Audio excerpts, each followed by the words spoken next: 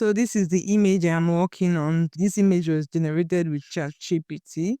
To edit the text in this image, I'm going to make sure the image is selected, like so. You can see these dots that are here, and we'll go over to where it says edit. Now we'll come over to the Magic Studio and we'll click on this arrow and see where it says grab text. You have the option to grab all text, or you click on the text you want it to grab. So I'm going to click on what I want it to grab, which is this one. I've selected that and I'm going to click on grab. Yeah, you see what it did there. I can now go into it and start editing.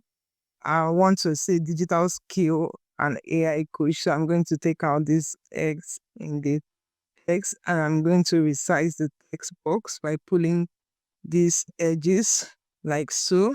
And I'm going to go to position and position it to the center. Send me a message on Instagram if you want a one-on-one personalized coaching on how to use Canva.